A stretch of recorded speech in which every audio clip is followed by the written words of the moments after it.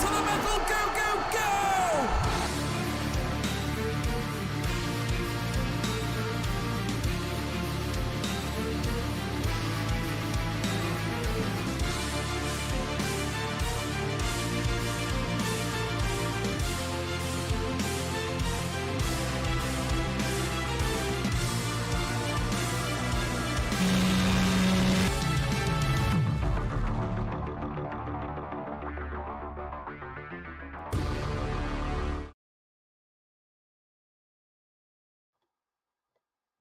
Good evening, everyone, and welcome along to PSGL F2. We are here tonight for season number 33. It is round 9 of the championship as we take on the Hungarian Grand Prix, of course, from Magna Nadezhd, otherwise known as, of course, the Hungaroring. My name is James Hare, and I'm going to be taking to the stream, of course, as always, on this fine Monday evening. And joining me in the commentary box, no technical difficulties apart from my wording here, it is Mr. Connell Moore. Connell, how you doing?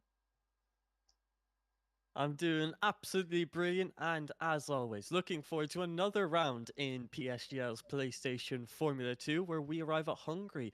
Round 9, there's only 5 to go, and the championship is looking like it might go one way here.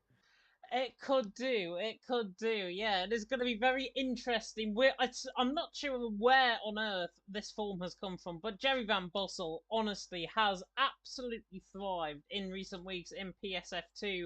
And I really hope that he's going to perform tonight. It is a very much a lackluster field. We've only got, I think, 12 drivers going to be attending. So, with that being said, Jerry, that pressure technically is off. However, I'm looking at the likes of Nuth, I'm looking at the likes of Kieran as well to try and get up there. And Gabriel, of course, who qualified, I think, third last week as well. All of those guys could get up there.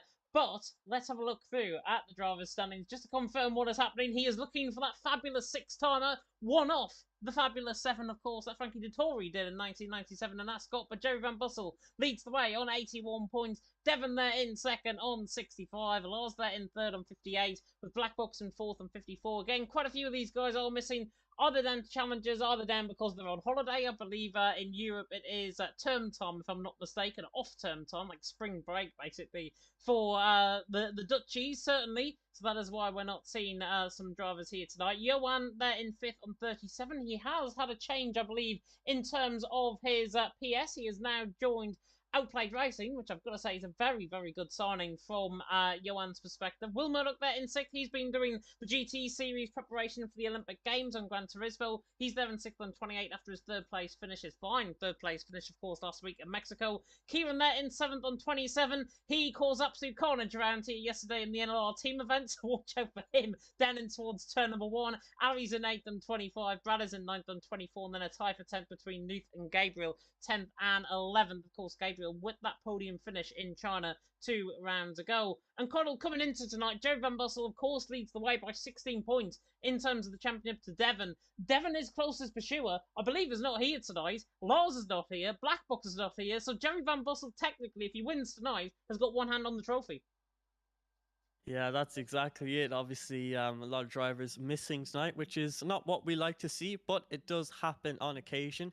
And quite a few of the drivers are going to be practicing for F1 Esports Challenger Series, such as Black Box is one of them, Brothers is another, so those guys obviously won't be showing up for most of the upcoming races. But yeah, Jerry Van Bussel with Devon and Talent Factory Lars not showing up tonight, it's a big opportunity for him. I think if he wins tonight's Grand Prix, he's going to be 2 race wins out in front, so the only way that Devon or Lars, or no, just Devon would be the only one who'd be able to beat him, and he'd have to win round 10 and 11 with the fastest lap of the Grand Prix too. So I think if Jerry Van Bussel wins tonight, we can basically crown him the F2 champion, and with 5 race wins in a row from round 4 all the way to round 8, winning every single Grand Prix, 3 pole positions to his name. I think he is going to be a deserved champion in this Formula 2 division. So we'll have to see if he can keep it up tonight, though. He's got to make sure that he gets the race win while all of his rivals are away.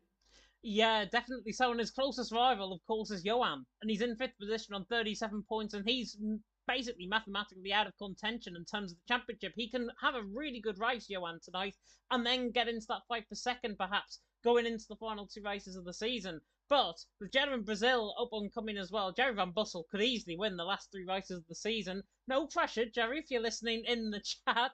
We will have a look at the constructors' standings and then the track map before we get going, of course, live onto the on-track action here in Hungary for 18 minutes worth of qualifying. There are the constructor standings up. McLaren leading the way on 105 points, thanks to one man and one man only. That's Mr. Jerry Van Bussel. Haas there in second on 81. Alfa Romeo in third on 73. AlphaTauri in fourth on 70. Alpine in fifth on 45. Then Aston Martin sixth on 40. Mercedes in seventh on 36. Williams in eighth on 35. Ferrari in ninth on 31. And Red Bull in 10th, only on 6 points. And that is because Mr. Lukaku has picked up those points for the team, and they are down, of course, right down at the back of the field. Of course, the current Constructors' Champions, of course, in real life. As Yossi has left the session, hopefully he can join back in. We will have a look, though, at the track map in question. We commentated around Hungary, so I didn't have to change the track map for this week. 14 turns, 4.3 kilometres, 2.7 mile, and the 14 turns, of course, away now with drivers out on track. One down the 2 DRS zones, one down the start-finish rate, one in towards turn number 2, and of course, Connell, coming into tonight, we normally get a full grid around here. We normally get chaos down in towards turn 1 and turn 2. With only 12 drivers here tonight, all of that traffic has gone from qualifying. All of that condensation in towards turn 2 and turn 3 goes as well. So we could actually be in, even though we haven't got the quantity of drivers, for a quality night's worth of action. Yeah, and hopefully we are. And yeah, like I said, 12 drivers tonight. Hopefully that means that they'll all be able to be a lot closer to each other and that we don't have that many incidents, like you mentioned, into turn number 1, because that's obviously a big place where you can have an incident quite easily, especially on lap number 1. And I'm sure ERT Kieran will be having a little bit of PTSD from last night coming to this circuit, but he'll continue on and hopefully he gets a better result today than he did last night. But yeah, this circuit, obviously only 2 DRS zones at this track, and one of which you can see is coming out of the first turn of the lap, and it's quite a short DRS zone. In fact, usually the drivers don't even enable the DRS straight away, because if you do, it can lose you a bit of traction from the corner. That's how early it starts. So yeah, that main overtaking spot is definitely going to be turn number 1. Could see an overtake or two into the turn 6 and 7 chicane if some of the drivers are making mistakes. But yeah, I think this race is all going to be about that consistency and the pace that you have, especially in qualifying. Your track position is going to be absolutely crucial, and then your strategy too. You need to make sure that you're on the right strategy. Will it be the right time to go for the undercut, the overcut? Could there possibly be a safety car? So I think the drivers are going to have to think a lot more strategically in this Grand Prix than they would at other circuits. But the best driver will come out on top and with the best strategy. So I'm looking forward to it. Hopefully it's a high intensity race where the stakes are high. Well, let's go on board with the high intensity lap then with FER Dara on the run down in towards turn 1. Of course, the Irishman here promoted from PSGL F3 last week. Did very well, I've got to say, until he spun and then DNF'd, I think, last time out in Mexico. But we're down in towards turn number 2 now with Dara. He loves this track. He is a real asset around this track. So watch out for him in qualifying. He could be quite quick around here. Dara on the run up the hill in towards turn number 4. And a 27.1 in the first sector is very respectful indeed. As he now for a second. Hopefully it'll kick back in. If not, it's the internet going. But there we go. I think it's just kicked back in there. So apologies if you missed half the lap there with Dara as he now comes through the left-hander of turn number 10. And then through the right-hander of turn number 11. What we were saying there is Dara is loving this track at this stage. And the 54 flat in the middle sector is there or thereabouts. Jerry Van Bussel is the man behind him out on the lap as well, but Darren now in toward the left-hander of turn number 13 and then into the right-hander now of turn number 14. We'll see what the FER man can do, of course, coming out through the final corner, famously where Vettel nearly hit the wall on the right-hand side, coming out of the exit of the final corner, but Darren now on the run to line of 115.5 to start off the night. Jerry Van Bussel, well, Murdoch has gone for a spin there. Jerry Van Bussel is back in the pit lane. He invalidated early in his lap, so he's back into the pit lane. We've got a new fair on a lap as well. Gabrielle just starting up on a run as well. Not sure who's furthest on. ERT Kieran is one of the furthest on. However, it looks like he's backed off in that middle sector. So Darrad on top, the only lap time on the board. Will Murdoch in second, and Yossi there in third. He's now on an out lap, so he has sorted out his connection, luckily. But Kieran there in 10th at this moment in time, just invalidating coming through turn number 12 as well. Everyone invalidating early on, which is not a good sign, as Johan, speaking of that, just absolutely irons out what I've just said with a 15.4. Yeah, only 2 drivers setting lap times initially in this session. There are a few more on laps, including Nuth, who finishes his lap to go P3, 2 tenths behind Johan, who's currently on provisional pole position. But the invalidations are quite a big thing at this circuit. Obviously, lap time is only about 1 minute and 15 seconds, so it's a short circuit, only 14 turns. So finding time at every single turn that you possibly can is going to be absolutely crucial, because there's only so many places where you can actually find time. So making sure that you find the most in each and every turn is what you want to be doing. So that's why the drivers have to push the limits to the absolute maximum. But we're seeing a few more drivers now get their times onto the board. That's 6 drivers who've got times onto the board, and the F3 driver of BB8 goes to P2 with a 15.4, less than 100th of a second behind OP Johan. And congratulations to him for signing for OP, but that's a mistake there from one of the drivers. Kieran coming through turn number 11, he got caught on the inside curb. Thought he was going to spin the car, he didn't. He was looking like a good lap though, but a 54.2 in the middle sector. I think he'll back off and maybe come in the paint. No, he's going to go again. So Kieran's going to go again, but he's there in 12. He's not on a valid lap at this point. Yeah, you can see he must just be going for some practice laps with his ERS currently quite low. So maybe just trying to get himself refreshed on the circuit and adjusting himself to the conditions of this specific qualifying session, as every lobby does have to has slight differences. So making sure that you're attuned to this specific lobby is definitely important. The other Alpine driver of Juventus Racing, Yossi, is currently coming out of turn number 13 and through the final long right-hand bend of turn number 14, of which he stays tight to the inside line. And across the line, he goes to P3 with a 15.5, does the Juventus Racing driver. But it's all eyes on the McLaren driver of Talent Factory, Jerry Van Bussel, who's beginning his first lap time of the session. We'll have to see how he fares relative to the rest of the grid. Yeah, I was just trying to bother Kieran as well. He's 6 tenths down, coming out the first sector, so he's not on a lap at this stage. Jerry Van Bussel, though, is on the run up the straight, down in towards turn number 2. Famously where Hamilton went off, of course, in real life around here. Jerry Van Bussel, though, through turn 2, through the right hand now of turn number 3, and up the hill in towards the left hand of turn number 4, where we have seen overtakes around here before. 27th lap in the first sector is there or thereabouts. But he's not going to be there or thereabouts much longer, because he gets caught on that inside curb, so easy to do, and he's got wide coming out of turn number 4 and validating the exit of the corner. So Jerry Van Bussel, he needs to hustle if he wants to get to P1. That is not a reference at all to my rhyming slang in terms of his lap there. Will Murdoch's on a lap as well. The goat, of course, from Gran Turismo, and that comes in toward the right-hander of turn number 6 and 7 through the chicane of 6 and 7. He has been putting all of his time to trying to qualify for that Olympic Games event that is going on, of course. I believe he is 6th position right now, Will Murdoch. Hopefully nobody's going to beat him while he is on F122 here in PSGL F2. 54.2 is respectful in that middle sector. The Mercedes, again, has got his work cut out if he wants to try and follow the real great race that they had in Mexico, finishing 3rd, of course, last week. But Johan out on top, time there in 2nd, Yossi there in 3rd. Bit of a mixed top 3, bit of a mixed grid, actually, at this point. The favourites that I'm thinking, certainly 6th, 8th and 11th at this stage. Will Murdoch now to the line, and he goes nearly slowest out of everyone. Goes 8th position behind Kryptonite, which I'm sure in Kryptonite's mind, Connell, is going to sit very well indeed. Yeah, there you go. Maybe we shouldn't be making so many jokes about him being in the retirement home, because he is doing quite decently in this session. He's only 2 tenths behind OP Johan on provisional pole position, who is also currently on a lap time. And I think Jerry Van Bussel has gotten around for another lap as well, as both those guys will be gunning for pole position tonight. But let's ride on board with our current provisional pole man of Johan, who finds himself 8/100ths up coming out of the first sector. That's a decent improvement from the Alpine driver in just one sector. Let's see how he can do.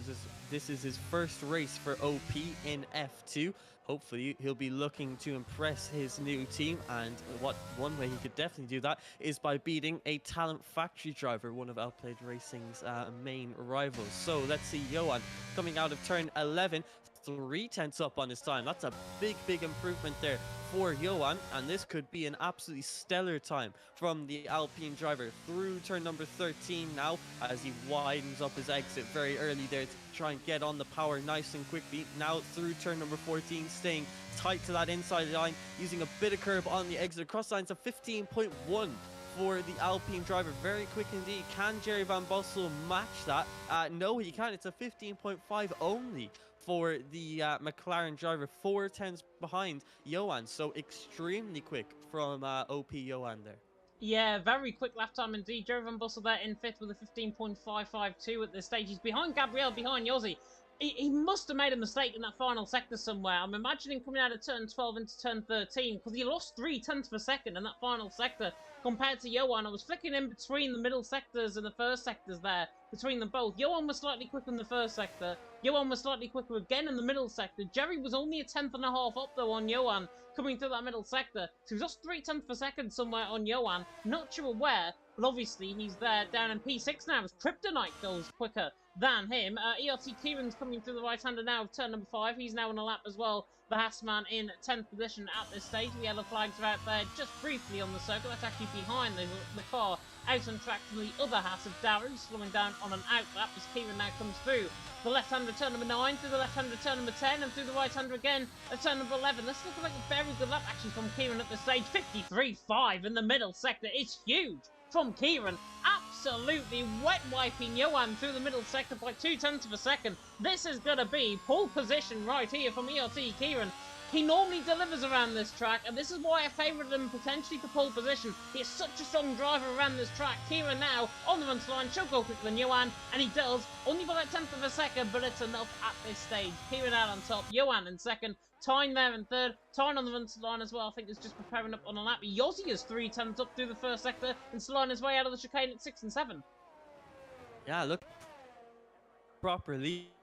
See Aussie heads through turn number 11 to in margin, but be now trying to get this pole position. So both Alpines are on song in this qualifying session, but let's see who is the faster of the two as Yossi comes across the lines of 15.1. Yossi beats his teammate, but not as quick as Kieran just yet. Only a couple of 100 separate the two on the provisional front row of the grid, so really, really close, and that's what we absolutely love to see. And at this Hungarian circuit, every single 100th of a second counts, as the top 3 separated by just a 10th of a second, but everyone else has a little bit of catching up to do. You can see BB8 is in P4. He's just outside that top 3, but he's 3 tenths behind the closest driver, being OP Johan. Let's see if he can possibly change that into a bit of a smaller gap as he comes across the line to set a 15.3, improves by a 10th of a second. Sadly does not improve his position just yet, but a lot more drivers currently out on lap times. But right now, ERT Kieran, that was a great lap from him, his first representative lap of the session, and it shoots him straight up to provisional pole position. And right now it looks like Jerry Van Bussel has a lot of competition to deal with. Yeah, and even more competition potentially with Nuth going 4th position, 3 tenths of a second ahead of Jerry, who's there in 8th position. Doing a good job, I've got to say, Jerry down in 8th at the stage, but this is a track where he might just struggle at. He does pick up invalidations, tends to pick up the invalidations early on in qualifying. Will Murdoch's on the lap as well, 53.9 in the middle sector, is very respectful from the Mercedes man, coming down through the right-hander at turn number 14, on the run toward the line with the Mercedes. It is Kieran, Yossi, Johan top 3. Will Murdoch now goes quicker than Gabriel and Krypton, so goes 6th position. Very good lap there from him at this stage. Dara's backed off on a lap. Jerry Van Bussel just preparing on a lap, and Dara actually through the first sector is 300s up, so 27.1 in the first sector. Time with a bit of oversteer there as well, as Liam's mentioned there in the chat. Evan Dalton saying 12 people. Yes, 12 people. 2 of them are from your league, by the way, Evan. Tyne and Dara. We want to keep them here, I think, for F2 here tonight. But Jerry Van Bussel, once again, is on a lap now running up the hill and towards turn number 4. And his first sector split, 27.1. First sector, not good from Jerry Van Bussel. Bit hesitant coming out of turn number 4. Jerry Van Bussel's not liking this tonight. Yeah, he's definitely not. Big struggles, and quite a surprise, to be honest, from the Talent Factory man.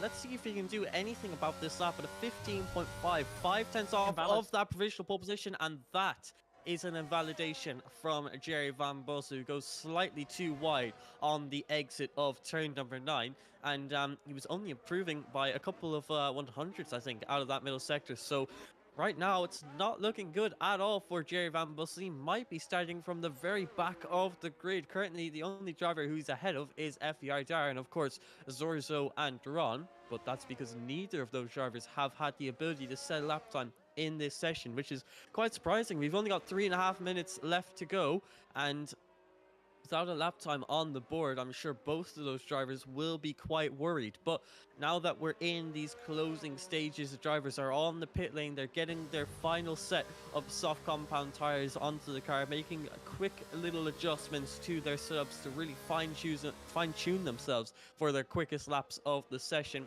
And I think this is now going to be the shootout for pole position. Right now, ERT Kieran on provisional pole position with a 15.097. Does the half driver, that's what he's gotten to pole position with. But right behind him, he's got both of the Alpine drivers on a 15.1, and then a little bit further behind is Newt, so you can see a little bit of field spread starting from the top, but then NLR Gabriel, Kryptonite, Jerry Van Bussel and Dara all in these within 1/10 of a second, so it's really close in that lower midfield, but all of them will be hoping to move themselves up the order, especially the likes of Jerry Van Bussel and maybe even FVR Dara too. Obviously had a disappointing weekend last time out in Mexico. He'll be looking to prove himself to be a little bit better of a driver this weekend, and I think that's exactly what he'll be able to do. But we're now seeing a couple drivers start their lap times, including Gabriel and Kryptonite, although I think Gabriel's backed off of his lap, so Kryptonite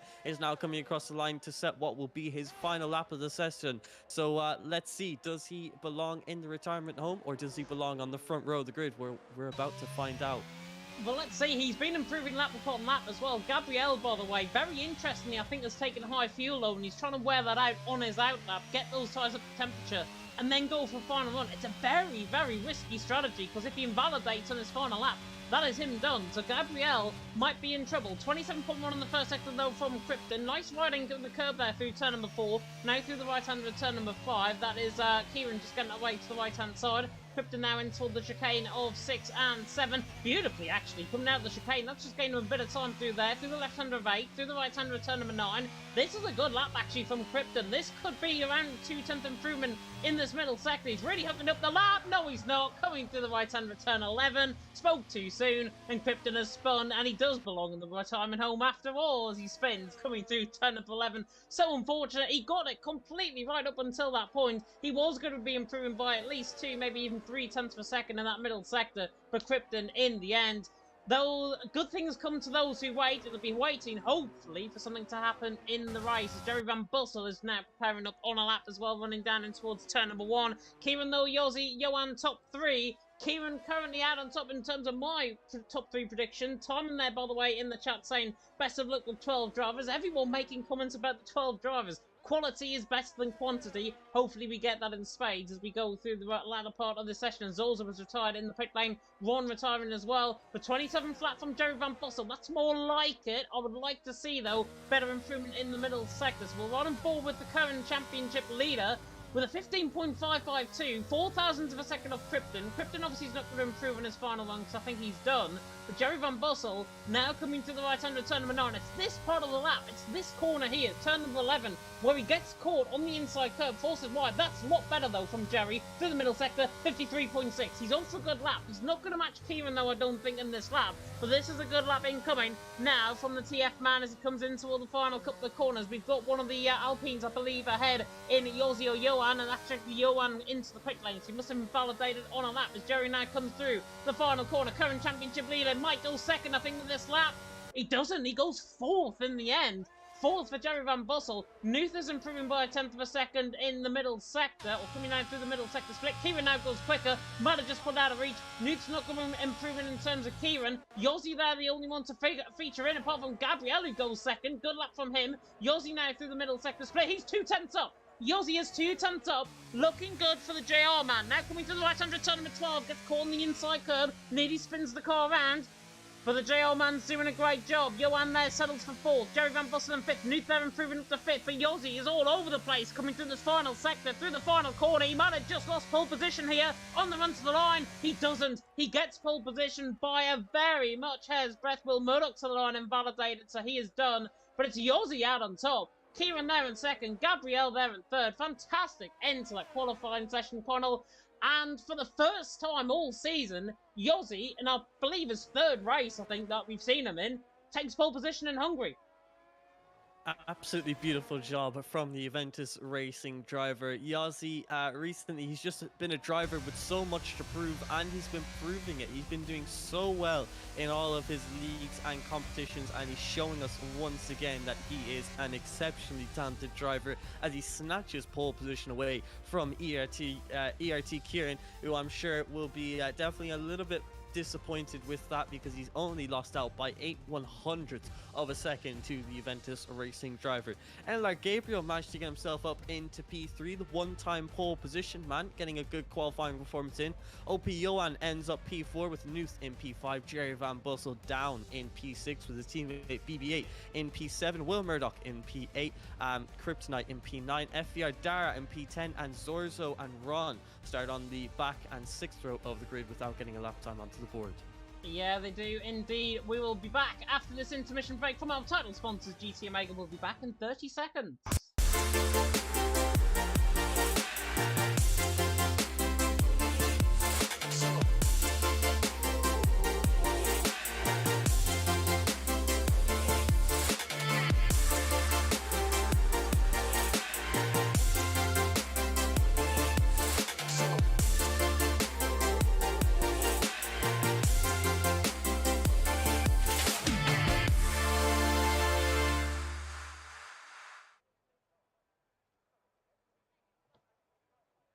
Welcome back, everyone, to PSGL F2, and that was, of course, an advert by our title sponsors, GT Omega, who you can check in the description. You can use PSGL, the code PSGL at checkout for 5% off on all drivers, so everyone will be pushing as hard as possible to get themselves up the field as quickly as possible, and at a circuit that's so difficult for overtaking, I'm sure we're going to see a couple of struggles, especially for drivers in the midfield. We are indeed. Father Lights about to go out then for PSGL. Round 9 of the championship, and it is lights out and away we go. Kieran gets a very good start. Yossi a bit slow off the line, and we might see side by side already in towards turn 1, but actually Yossi comes across to Kieran, and Kieran's the one actually in the second phase that is running 3 wide and towards turn 1 on the back of Yossi. Nearly dives it on the inside line towards turn 1, but Yossi leads the way. Bit snappy though, coming out of turn number 1. Kieran there in second, Gabriel in third. Johan is running side by side with them though, around the outside at turn number 2. They come with Jerry Van Bussel already up to 5th. Nuth there in 6th as well. Also a little bit of side by side action in the background. I think Dara's just outdone Tyne to the inside line at turn number 2. That was a lovely move in the background from him. Johan though still side by side with Gabriel going through the left-hand turn number 4. Very clean start by everyone. Absolutely phenomenal start. Tyne there still on the back of Dara. Dara absolutely outsold the dummy though through turn number 2. Got the job done on him. He's into 7th as they now settle down on the first half of the lap. Yossi leads the way. Kieran in second. Gabriel in third. Yossi with a fantastic start. However, looking a very bit snappy again coming out of turn number 9. Everyone's on the set of hard compound tyres towards the end of the race, at least towards the midpoint of the race. They will look to try and go around 22, 23 laps on until the set of medium compound tyres a little bit later on. But Yossi leads. Kieran in second. Gabriel in third. Very, very clean start, and now we get to see potentially what is a 12-car DRS train as Tyne and Dara getting very close there through turn 13.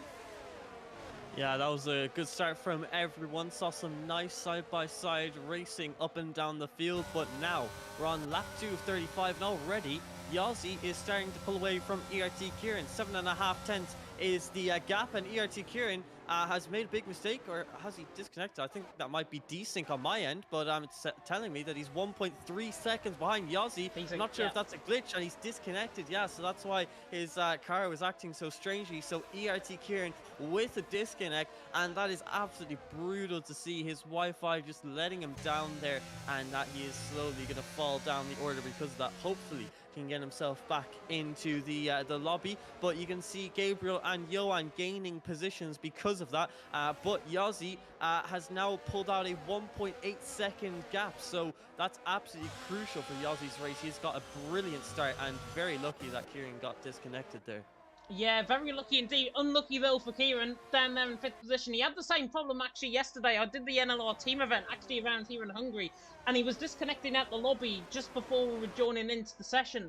and his internet was going then, so I wonder if there's any work going on potentially in his area. If there is, it's so unfortunate. Kieran there, dropping down the field. I would not be surprised, actually, if his AI drops all the way to the back of the field, then he rejoins, and then he has to remake up all of those positions once again. But regardless, Yossi leads the way, 1.8 seconds. And this is the easiest 1.8 second lead I think he'll ever find in his league racing career, because this is a beautifully done race so far from Yossi. Again, a bit snappy though coming out of turn number 1, and we saw that on the first lap where we just nearly oversteered coming out the corner. Gabriel in second, Johan there in third. Everyone though, they're going to have to be catching the back of Yossi, unfortunately. 2 seconds the gap. Gabriel's not using up any ERS at this moment. Yossi, though, in the lead of the race. Yossi 2 seconds clear. He looks like he's got a very good setup on for the Juventus Racing team here tonight. Gabriel in second, as I say, is on the same ERS as Yossi at this stage in the race. In fact, he's 10% less compared to Yossi at this stage. But Yossi leading the way. Gabriel in second, Johan in third. And if you predicted this top 3, either in your minds or in the comment section, well done to you, because I would never predict this top 3 at this early stage.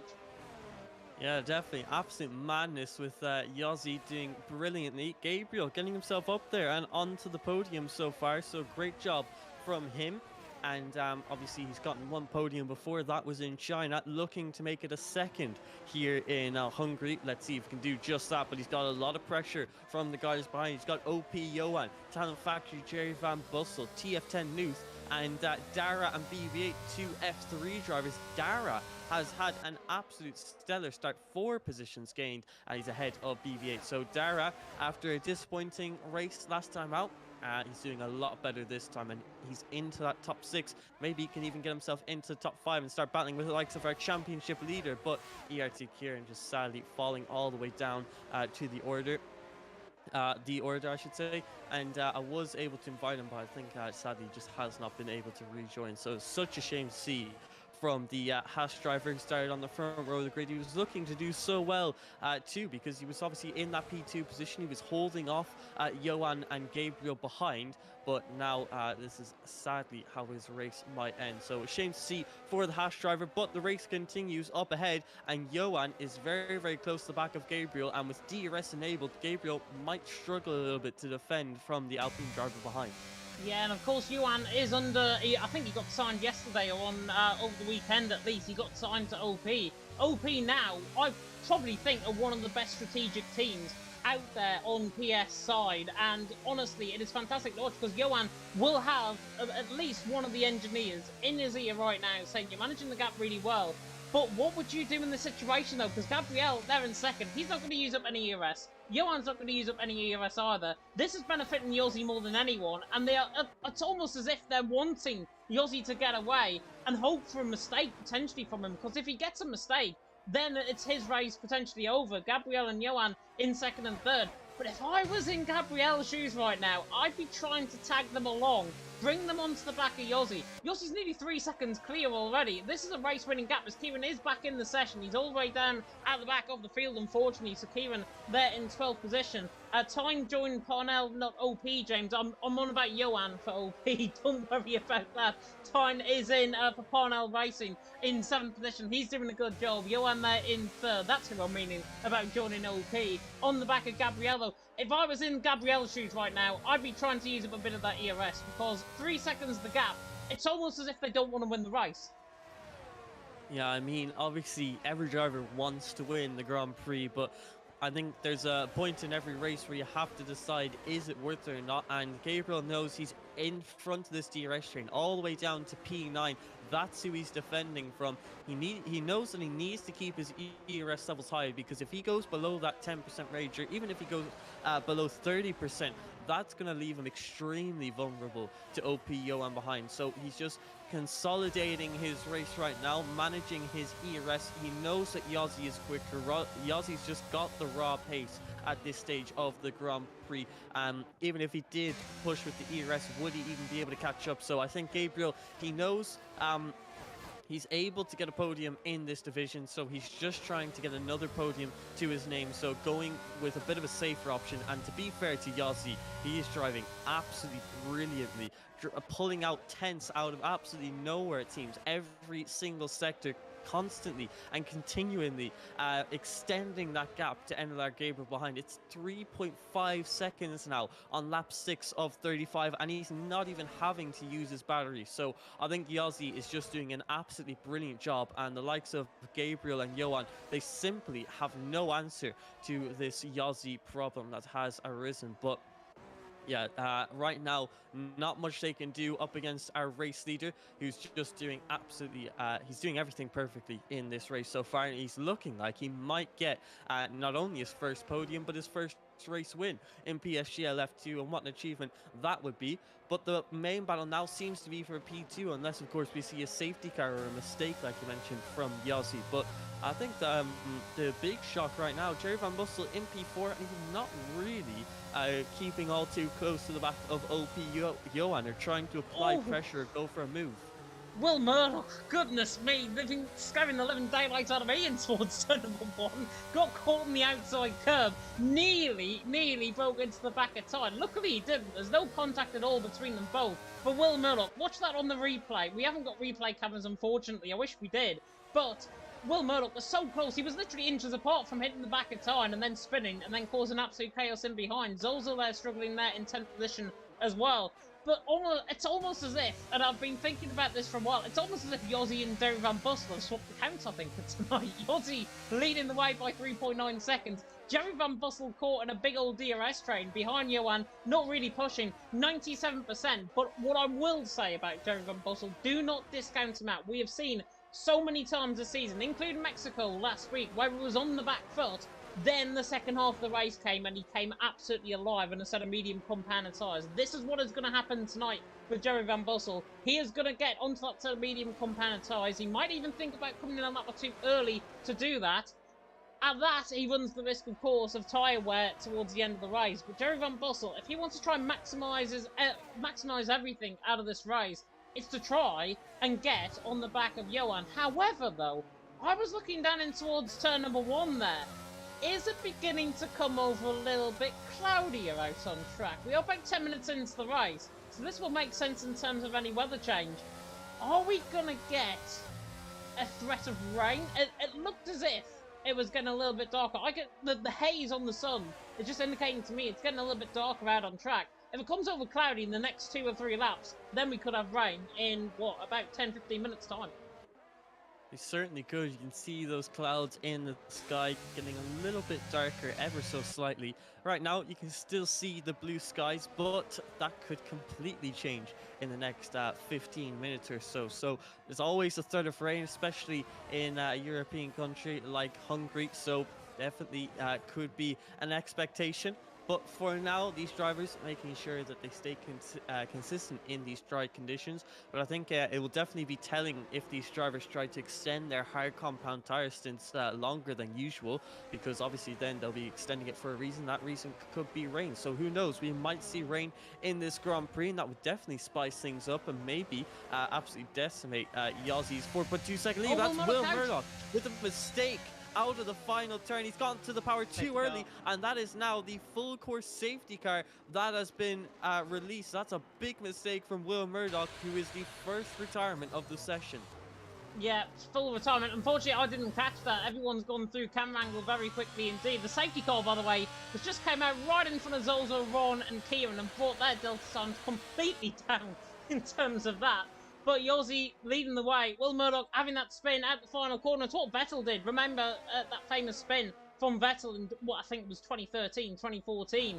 And he spun and he just about kept it out of the wall. That's what Will Murdoch tried to manage to do. In the end, though, he's not. He's out of the race. I'm sure he's going to go back to Gran Turismo practice right now at this stage of the race as well. But they're in 12th position. Unfortunate for him, he's out of the race. Lap 9 out of 35 claims his first victim. That is Will Murdoch, who I think was driving quite well up until that point in around 7th or 8th position, just behind Tyne.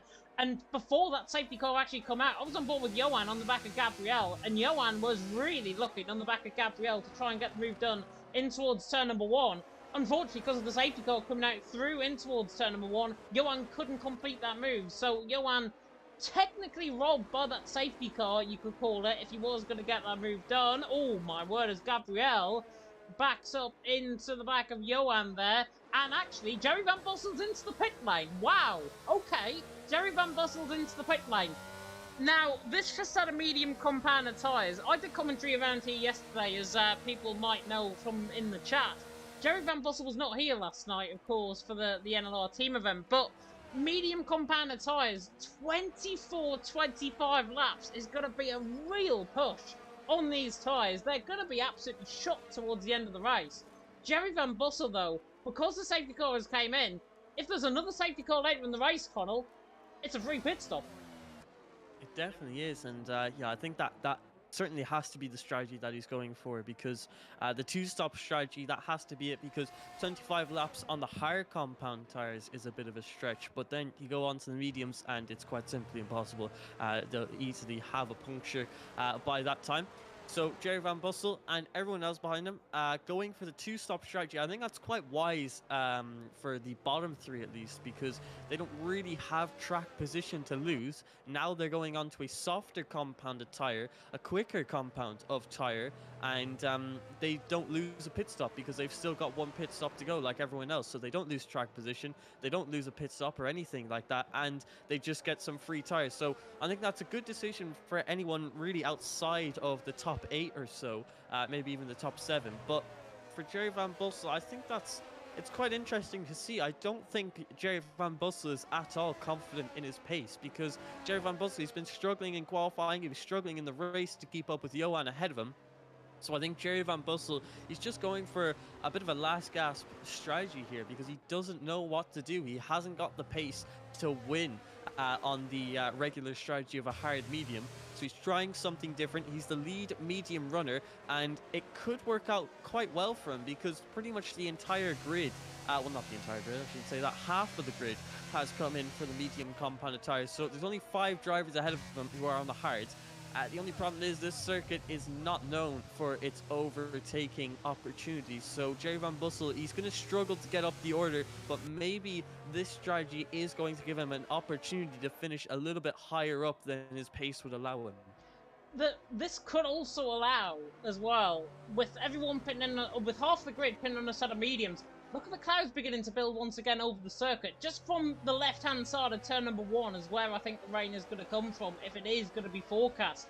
If it is forecast, then that is going to be within the next 10 or 15 minutes, as I've been saying. And people might think I'm absolutely mad. They're probably thinking to me, James, it's not going to rain in this race. And I'll stand by that until I see the cloud begin to really build over the circuit. But at this stage, Jerry Van Bussel, they could have easily reacted to that, because even through turn 6 and 7 on board with Yossi the leader, it is a lot cloudier compared to what 2-3 laps ago. The cloud beginning to build from the circuit, as I say, from around turn 1, turn 2. And if that cloud builds and the rain is beginning to build as well, that moisture in the air, it will really dampen the track. And around here, it dampens the track rather quickly. So it's going to be interesting regardless of what is going to happen. Bradders there in the chat saying oi in the chat. Oi to you there, Bradders. I hope you're doing well on this fine Monday evening. Safety car, though, is in this lap, and that means Jossie is now virtual Bernd Malander. He's now the virtual safety car, and for the first time, actually, in his PSGL League Racing career, he is the virtual Bernd Malander, so we will dictate pace to however he likes to be. There is a yellow flag, and that is, I think, for a bit of contact further down the field. I'm not sure who that was for. Very weird yellow flag. It might have been for Dara backing off potentially on the back of Johan, and the two Hassers getting close together. But again, on this outside traction, they're trying to get the traction on the outside to trying to get a really good restart, but it is definitely coming over cloudier. I can even tell this now. Coming to the right-hander for 10-14, and Yossi now on the run toward the line with the third race distance gone, leads the way from Gabriel in second. Johan there in third, but it's Jerry Van Bussel, the man we've got to watch out for on this sort of medium compound tyres. Those mediums will be warm and will go for a move potentially in towards turn number 1. He looks the inside line on Kieran. Kieran nearly forcing for a mistake, and Jerry Van Bussel goes to the inside line. Kine and Zozo are side by side at turn number 1, but that just some pure traction is beautiful from Jerry Van Bussel. Gets the move done. Newt now from the outside of Kieran, I should say, as well. Beautiful move around the outside of turn number 2. Fantastic stuff by the Ferrari. He's doing his intersect ahead of Kieran. Kieran's absolutely washed on that sort of whole compound of tyres. The cloud is definitely building over the circuit, so we could have that threat of rain. I could be right. Yossi leads, Gabriel in second, Johan in third. Phenomenal start though from Jerry and Newt. It has been indeed, and those medium compound tyres seem to be quite strong relative to hard compound tyres, and that was a good point you raised about possible rain. They Obviously, the drivers stay out on the hards. Maybe they're trying to extend until the rain period, and medium runners just know that they can get a little bit of extra grip until that rain comes and the clouds. You can see no longer a blue sky, so Oh, Jerry Van clouds are Bussel! getting thicker. Oh no, he sent him round, coming through, and there's contact as well. I think Dara's got left side end plate damage. If not, it's Nuth with right side end plate damage. But Jerry Van Bussel risked it for a chocolate biscuit to the inside of turn number 13. I think he should have backed out of that. That could be an incoming penalty for him, unfortunately. Jerry Van Bussel there in 4th. He had the car enough alongside to go for the gap, but Kryptonite is going to go for the gap and force the gap to the inside of Kieran, and Kieran just gets absolutely bullied to the outside curb out of turn number 1. That is how you get a move done out of turn number 1 around here. Tyner side by side as well with Kieran, trying to go all the way around the outside, but Kieran hangs on. There in 7th, Ministry of Defence is now in operation for Kieran. Will not get the race though. Darryl with half front wing damage. Unfortunate bit of contact there with Ferrari of Nuth, who hasn't got damage. But Jerry Van Bussel, that might be a slap on the wrist and a penalty right there. Definitely could be, and that could ruin his chances at a possible race win or even a podium in this Grand Prix. But ERT Kieran on the 12-lap all compound tires, yeah, just absolutely nothing he can do relative to these fresh medium runners. Just trying his best to anchor down, defend his position as hard as he possibly can, but he can barely even keep up to with Kryptonite ahead, as we now see BB8 look to the inside line into turn number 12 now, using a lot of that inside curve. It's going to change the outside line for turn number 13. Is he going to consider holding this one? He is considering it, but even with the better tires, oh, maybe he can. He does hold that. Wow. I did not expect that at all. He held that move around the outside at turn number 13. You don't see that too often. BB8 with a brilliant move on ERT Kieran. He promotes himself into P7, but he's now got to use a little bit of his pace to catch up to the drivers ahead. Zorzo overtaking ERT Kieran with an absolute send into turn number 1. Jerry Van Bussel gets ahead of Johan as they head into turn number 4 or 3, that is. Great job from Jerry Van Bussel. He's now onto the podium positions. It seems this medium compound tire strategy has really worked out quite nicely for him as the clouds continue to thicken and ERT Kieran continues to fall down the order. Yeah, definitely so. Jerry Van Bussel, though, got the inside on of Johan. We missed that. You might have missed that move. I caught that move, actually, from Jerry Van Bussel. There's so much going on. I had to try and pick one battle to go on board with. It was the Jerry Van Bussel battle that I chose. And he's up into 3rd. Beautiful move on the back of Johan. Bit slightly there on the exit of turn number 9. But look at the cloud cover now on the circuit. Please do not tell me it is not going to rain in this race, because it is it's near enough a certainty, I think, for it now to rain in the race. In around about 5-6 laps time, I think we'll see the first drops of rain begin to fall. Could be even sooner than that, but it is definitely clouding over. And if you can just hire me if you want, Met Office, BBC Weather, any weather outlets out there, you can try and hire me, as Nuth is on the back of Johan in towards turn 1. Gonna look to the inside line. Is the Ferrari, the Alpine that tries to get him on the brakes, but it's job done for Nuth. He is through and he's into 4th. Ron there into 9th position as well, ahead of Kieran. That strategy, and there is not going to be, unfortunately, the fairy tale from Kieran to try and get back into the race on that set of hards, unless, as I say, there is going to be rain in this race. And Frankie's saying, are you sure there is rain? I believe we haven't been told what the weather forecast is, but judging by the cloud cover now on the circuit, it looks a near enough certainty from the weather I've been seeing in this game cycle. It's near enough certainty. When it clouds over, you get the first drops of rain, and we will see that. I think I'm absolutely guaranteed of it in the next 4 or 5 laps if it is going to rain.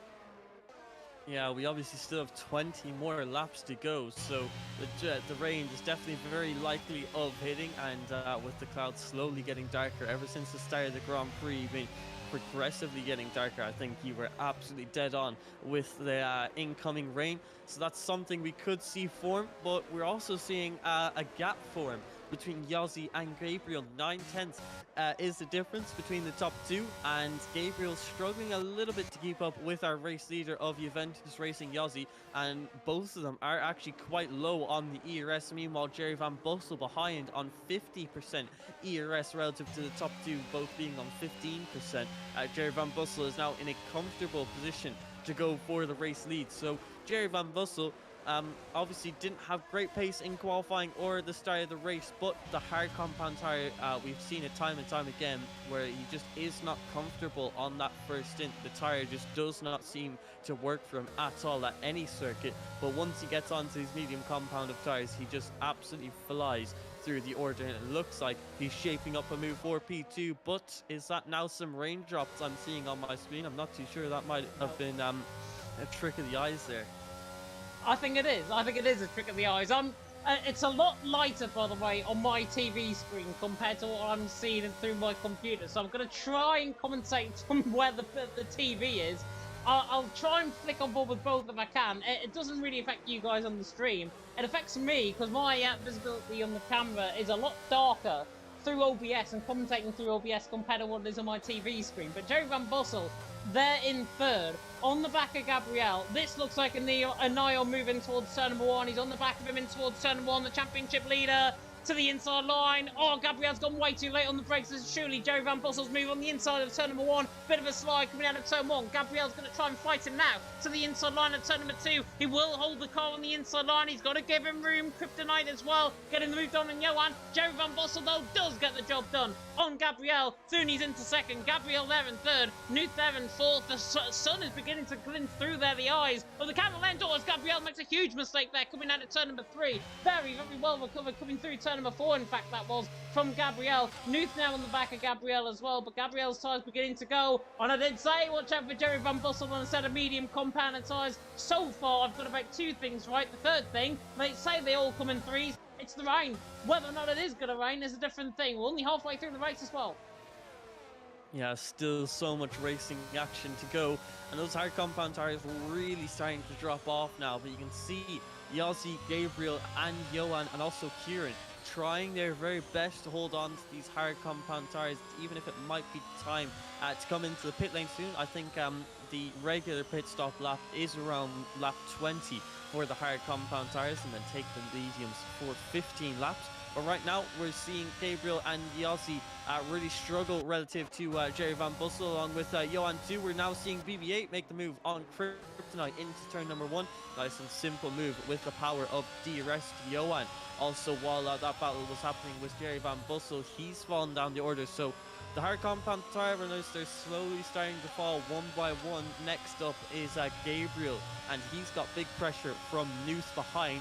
Then a little bit further back is BB8, currently 1.2 seconds behind Nuth, and he's below 10% ERS. So BB8 is in a bit of a compromised position. He's got to push on now. Meanwhile, Nuth, he's got plenty of ERS. He's got much faster tires. He's got so much more pace. You can see visibly on the back of NLR Gabriel coming through the turns, almost pushing the Williams through each and every one of the turns. But I think Nuth will be making that move quite soon, and then once he does, I think that will show that that pit stop under the safety car for the medium compound tires was the absolute perfect strategy to go for. So maybe a bit of a strategy blunder for the rest of the field, but I think for Yossi, Gabriel and Johan, it would have been a bit of a risk, especially since they were the top 3 in the Grand Prix. But we're now heading on to lap 19 of 35, and we're slowly getting closer to the end of the Grand Prix.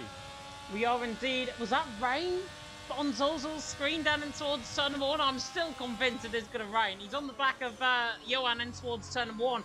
I thought I saw the first drop of rain there coming through on my screen, but it's so difficult because it's so dark as Jerry Van Bussel goes for the lead of the race around the outside of turn number 2, but Yossi is stoic in his defence to the inside line of turn number 4 perhaps, but Jerry Van Bussel knows better than to go around the outside of turn number 4 to try and get this move done. For Yossi there leads. Jerry Van Bussel there in second, Gabriel there in third, Max Zane as well there in the chat, and good evening to Max who was in the chat. Good luck for PSGL F1 in a little time. It is about 10 minutes away actually, PSGL F1. You will be redirected to the stream at the end of this race as well, but here in F2 we've got an absolute cracker on our hands with Yossi still yet to come in the pit lane, Gabriel yet to come in, Johan yet to come in, Kieran yet to come in. If they were to come in for a set of dry compounded tyres, it would be around now, I think. I'm convinced that it'll be around now. For a set of mediums, 16, 17 laps can make it quite easily. They would be into the pit lane this lap if they didn't think it was going to rain. If they did think it was going to rain, they'd be staying out. And that's exactly what it seems like they're doing at this stage. Johan there round, Kieran there round as well through the final corner. They are all staying out on track at this stage.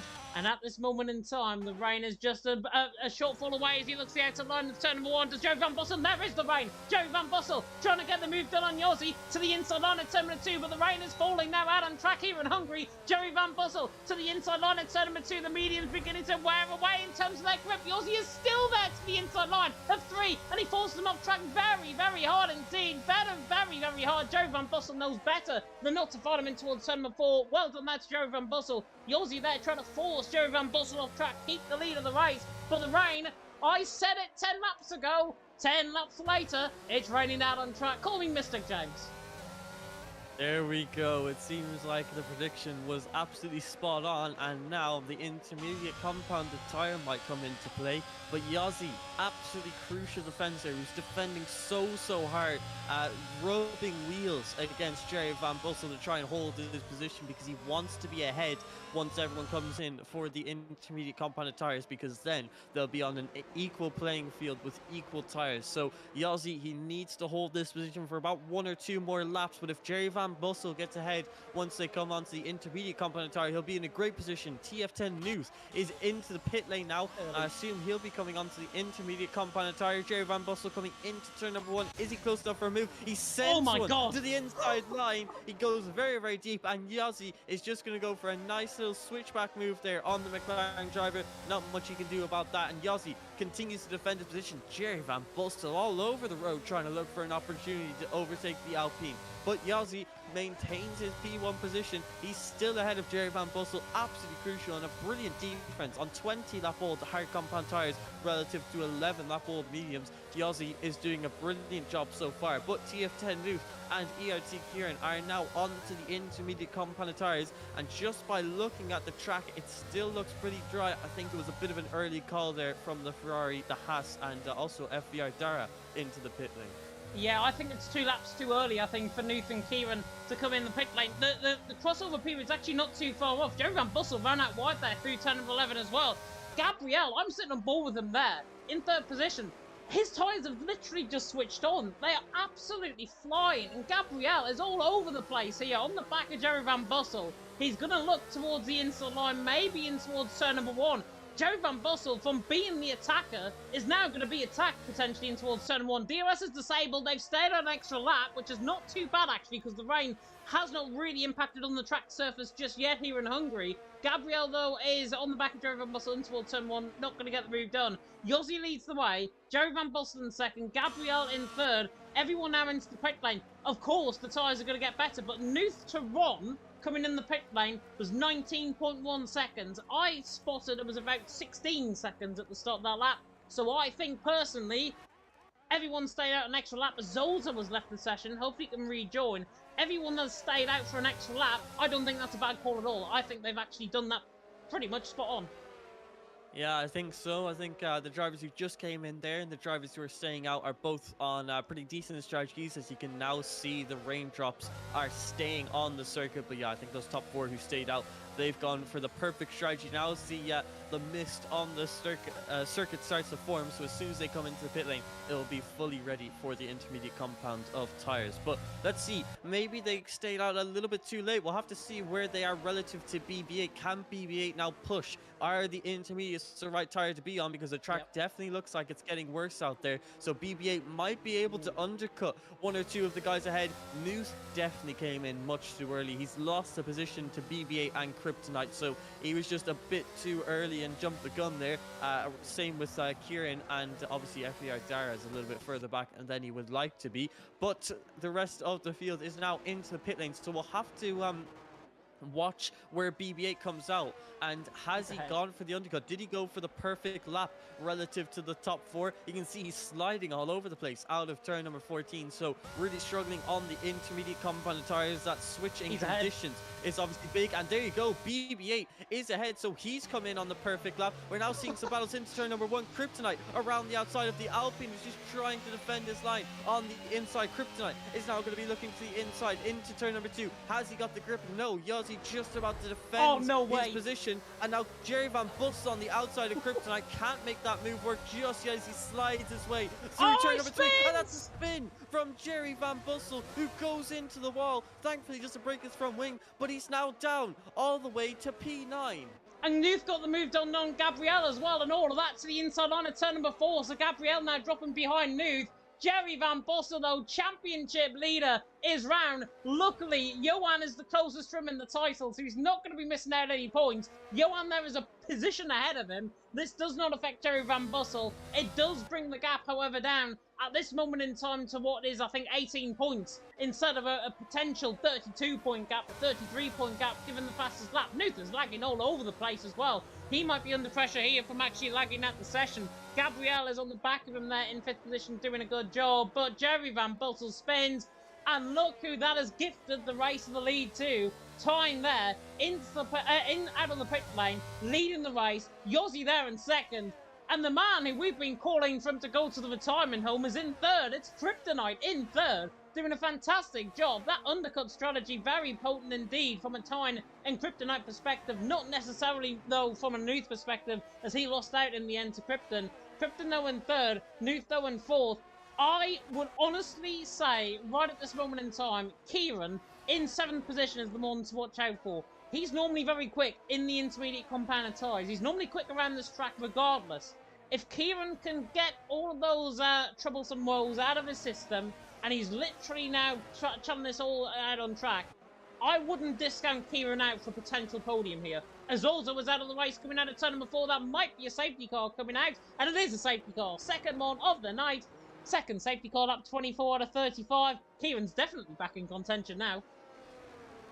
He definitely is. The only problem with himself and Ron both have 3-second time penalties, and with the safety car bunching up the field, that is going to drop them down a few more. But perfect opportunity for the F3 driver of FVR Dara. He's just been behind the grid ever since the first safety car restart. It's been 25 seconds behind the grid. He stayed in it though, didn't come into the pit lane and retire from the session like most drivers would have done, and his resilience has paid off because he's going to catch up to the grid now and hopefully get himself into a decent position in this Grand Prix. But he's going to have to deal with the championship leader of Jerry Van Bussel. But it was just that switch from dry to wet. Obviously on this game, traction is absolutely brutal even in the dry conditions. Then when you change it to the wet, it just gets even worse. And Jerry Van Bussel, he was trying to battle side by side, fresh out of the pit lane, fresh in the wet conditions, and it just simply didn't work out. But this safety car has given him a lifeline now. He's in P9 and he's got a chance to work his way through the field because he's going to be able to catch up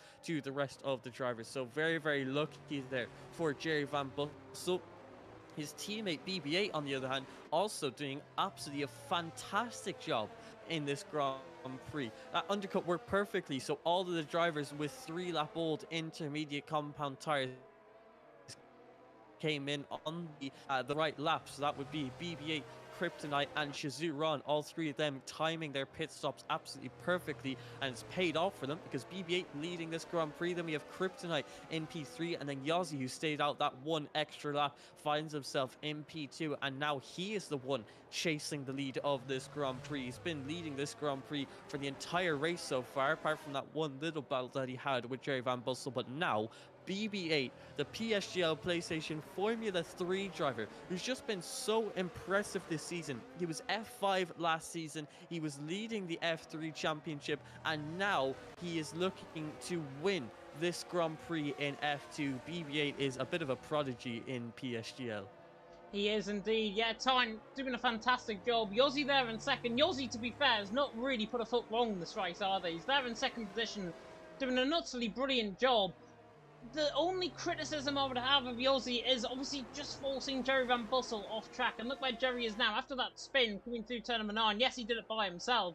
But Yossi, in the end, he basically forced Jerry Van Bussel off track in a place where they could have easily gone side by side without any contact. And I think looking at that, Jerry Van Bussel will be thinking, that is where my race has gone downhill from. That is where, because of Yossi, this race has gone to absolute pot. He is still going to be championship leader going into tonight. Johan in 8th position as well. He's only going to be gaining 1 extra point on the back of Jerry Van Bussel. But Jerry there in 9th, doing a good job. Dava there in 10th, we're waiting on just to catch up to the back of the safety car queue, so might be an extra lap potentially. Zolzo there saying in the chat as well, first he had a game crash and then he had a screen freeze, which is not that great whatsoever, so that might have been the cause potentially of the spin there from Zolzo. And now it's not the first time I think he's had that bit of luck this season, I should say, in PSGL. But Time there leading the way, Yossi there in second, Krypton there in third.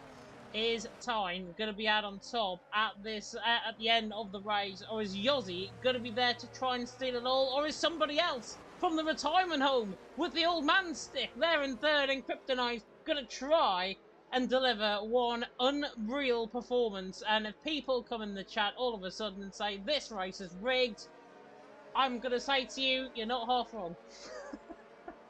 There you go, head steward looking to win a Grand Prix in F2, and he definitely could. He's in P3, he's in that top 3. The only problem is he's got Yossi and BB8 ahead of him. Those two are going to be so quick in the wet conditions, no DRS. It's going to be super tricky to overtake. So Kryptonite up against Yossi and BB8, it's going to be difficult, but he might just be able to do it. But right now, I think BB8 might have this race win in the bag if he can keep it consistent. Yossi has also been doing brilliantly so far in this Grand Prix. Such a shame that he lost that race lead. But like I said, in qualifying, it's the strategy that's going to matter a lot in this race. And for BB8, he's played it perfectly. But it's the safety car restart now as he heads his way into turn number 14. The safety car is now into the pit lane. When is BB8 going to decide to go? Can he catch out Yossi? Yossi preparing himself, and Yossi has predicted that absolutely perfectly, and he might even overtake the race leader coming into turn 1. This is brilliant from Yossi. He looks to the outside line, following the slipstream for as long as possible. The outside of BB8 is the option for the Alpine driver. BB8 losing a little bit of traction out of turn number 1, and that's beautiful from Yossi. He's made the move into lead. Gabriel is now under pressure from Kryptonite, and it's contact between the two, almost spinning their cars in sync. Thankfully, keep it on circuit. Gabriel now around the outside of Kryptonite through turn number 3 there, and he's got that move done. But it's TF10 Moose who's moved up into P3, and Ron from P6 to P4. Brilliant stuff from the Aston Martin driver. I'm an absolute aghast. There were 3 wide coming out of turn number 3. In the end, Kieran backed out. He was 3 wide last night, and then he called us an absolute chaos part of the race there in the NLR team event. He's 11-7. He did better to back off tonight compared to last night, certainly. Krypton there has absolutely been bullied out of 3rd position by the likes of Nuth. Ron is somehow up into 4th. I don't know how he's got him into 4th, but Gabriel is the man I'm going to shift my focus on. What a move around the outside of turn number 3. I don't think people might have caught that on the stream. I certainly did, from Gabriel's perspective. It was an utterly unreal move around the outside. I think it was of Krypton and of Dara at the same, and of Kieran as well at the same time. Unreal stuff by the NLR man. He was 2nd in China 2 weeks ago. Now he's looking again for potential podium, and now Ron is looking on the back of Nuke, down in towards turn 1 to try and look to the inside line, but I don't think he's going to get the move done. Johan there on the back of Dara as well. Jerry Van Bussel all of a sudden is down at the back of the field, so Johan and Dara on that freshest compounded tyre is through, and also Jerry Van Bussel might be through here on the back of Johan to the outside line of turn number 2, and he gets the job done. So Johan there down in P10, Jerry Van Bussel through and he's into P9, Dara there in P8 running well. Ron over the back of Nuth though, in towards turn number 4, looks the inside line. Doesn't get the move done. Yossi leads, Tyne in 2nd, Nuth there in 3rd, and Yossi managed that race start so well, Connell. He's now 1.3 seconds clear as Gabriel is still on the back of Ron. Ron over the back of Nuth, and this is going to be a big old train for P3. Yeah, I don't know how I could have doubted Yossi in thinking that BB8 might be able to keep the race lead. That was an adept prediction play there from Yossi on that safety car restart. I mean, he got it absolutely perfectly. I don't know how he predicted it so well. It started accelerating at the exact same time as BB8, just used that ERS and slipstream, and then got that nice move around the outside at turn number 1. So brilliant stuff from Yossi, who's now back into lead this Grand Prix and already extending a gap to BB8 behind, who he himself is extending a gap to Nuth. So BB8 has some good pace, but Yossi simply on another level compared to the rest of the grid today. So great job from Yossi to get back into that race lead and looking and hunting for his first race win in F2. But the battle for P3 continues as we're seeing ERT Kieran look to the inside. You can see late braking there from the Haas driver. He got it slowed down, and Kryptonite, and you can see Jerry Van Bussel is now trying to send a move on FBR Dara. Into turn number 2 they go, and you can see wheel banging between the two of them. FBR Dara trying to hold the inside line. He opens his steering just a little bit too much, and now he turns across Jerry Van Bussel as they head into turn number 3. That was pretty poor racecraft there from the F3 driver, and it sees himself spinning to P10, and Jerry Van Bussel is now down in P9, and his day goes from bad to worse to horrendous. The both got as good as they were given there, to be honest. I was watching that all the way from turn number 1. Jerry Van Bussel absolutely outbroke himself in towards turn number 1, which is what started it all off. Then the bit of wheel contact in towards turn number 2. Then side by side out of turn number 2. Then leaving each other short of room. It's not on. Jerry Van Bussel's championship leader. He should behave like the championship leader. Dara certainly knows better than that as well. Easily could have been avoided, but in the end, it got personal very quickly out on track. And that personality, I think, should be left off track and left to the stewards to decide a little bit later on and just focus on your own races. Unfortunately, I think the mentality got the best of both of them there in that battle, and they get as good as they're given. Ron on the back of Nuth there in P3, Ron on the back of Nuth there, I should say, in P3, and there is Kieran. What did I say a little bit earlier on as well? I did say watch out for Kieran to the outside line at turn number 1. Oh my word, he nearly outbroke himself into the back of Ron. He might lose the position here to Gabriel. Look towards the outside line, doesn't get the job done. Gabriel through, he's into 5th. Kieran there in 2nd. Kieran looks to the inside line and becomes the hunter once again to the inside line at turn number 2. And Gabriel has been sold an absolute new one there, but Gabriel says no, I'm not no mug to the outside line. Kieran forced off track, then they're side by side in towards turn number 4. Gabriel tries to hang it all the way around the outside. Brilliant stuff. Kieran is still there though to the outside line of turn number 5. I'm nearly falling off my chair. Bit of desync between them both. But Gabriel, how on earth has he done that? He is through and he's into 5th. One move around the outside of turn number 2. That's just topped it. Absolutely great racecraft from them both. Gabriel through, he's into 5th. That might be overtaking the season.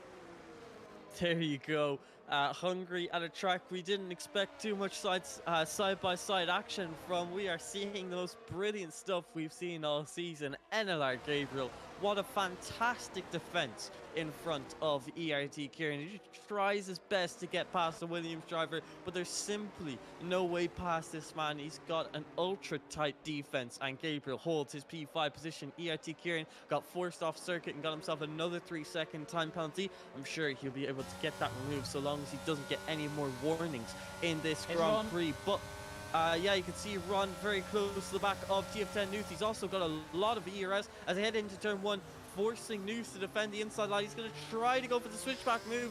Nuth doesn't tighten up his line, so Ron does get a slightly better exit using his ERS, but it does not look like he's alongside coming into turn number 2. He's not going to be able to send it. Meanwhile, Jerry Van Bussel is on the outside line of OP Johan. Could he possibly get this move done? The inside for turn number 2. Johan still hanging on though, and he gets the better exit. No, Jerry does in the second phase, and Johan forced to concede the position as now NLR Gabriel has gotten himself a 3-second time penalty. So now it's Ron, ERT Kieran, and now FBR Dara has even got himself a 3-second time penalty. The track limits are really starting to affect the drivers in this late stage, and this now means that Krypton in P7 could be looking to be promoted into P4 because of all the penalties ahead of him. He could be, and Nuth is the one actually holding all of these guys up, so it could easily be P3 if Nuth makes a mistake and then causes absolute carnage in behind. But Krypton is on the back foot because he has got Jerry Van Bussel now on the back of him. He's on the back foot in terms of his ERS. He's there in 7th. Jerry Van Bussel there in 8th is doing a fantastic job. Tarn and Yossi though, 2.7 seconds clear. Yossi a bit slidey there coming out of turn number 14. That was a little bit on the sketchy side. Time there in 2nd. Nuth there in 3rd. They're absolutely away. They've boned away out in front. Time there doing a fantastic job on the back of Yossi, the parallel racing man on the back, and there's a spinner. That is Kieran actually into the pit lane. So Kieran into the pit lane. Bit of a weird decision this. Is this to retire the car perhaps, I wonder? The Haas man into the pit lane. Onto a set of wet compounded tyre for the final 4 laps of the race. Now, the rain has not eased up whatsoever. The rain is still relenting, but it's still intermediate conditions. That is a very rogue call from him to go on a set of wets, unless he feels the tyres are full wet conditions, as Gabriel absolutely makes a mock out of turn number 4 and just gets caught on the outside curb. Unless Kieran is visibly quicker, I cannot see him getting anywhere near Dara and Johan, and that could have been one of the worst decisions, one of the worst strategy calls I think I've seen all season.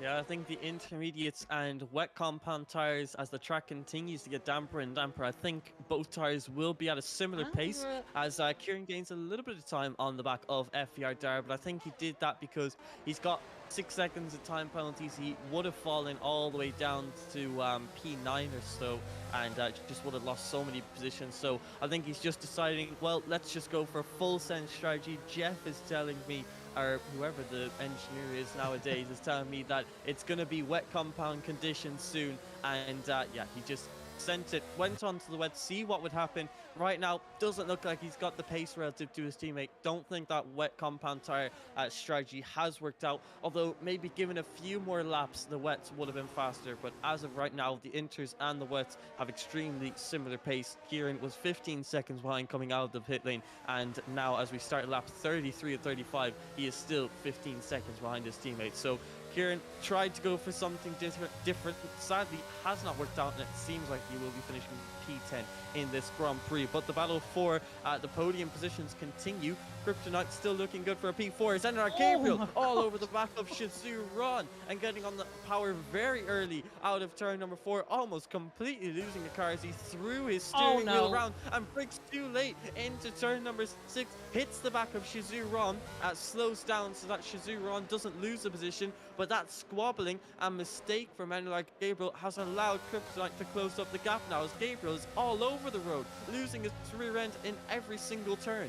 Yeah, Gabriel, if he's not careful and he doesn't, he wants to go for this move on the back of Ron. He's just got to get it very calm, like. He is not calm at this stage. He's trying to rush for the move, basically, in towards turn number 13. He's not going to go for the move here. But if I was in Gabriel's shoes, I'd be taking 4 deep breaths in, 4 deep breaths out, calm down, and then try and hassle Ron on the back on the final lap of the race, because that's his best chance of getting potentially on the podium here tonight. He looks like his head has just gone slightly. Unfortunately for Gabriel, his tyres are struggling. He's beginning to struggle mentally as well as physically out there, which is at around 35 laps here in Hungary. It does take it out of you. It really does take it out of you. And Gabriel is in that zone now. He's just got to calm himself down. And his engineer, if he's got an engineer in the party with him, has just got to tell him to calm himself down, because he is capable of getting that move done on the back of Ron. He's just got to find the patience where to get this move done. It's not a case of if, I don't think, with this move. It is a case of where this move is going to happen. Onto the final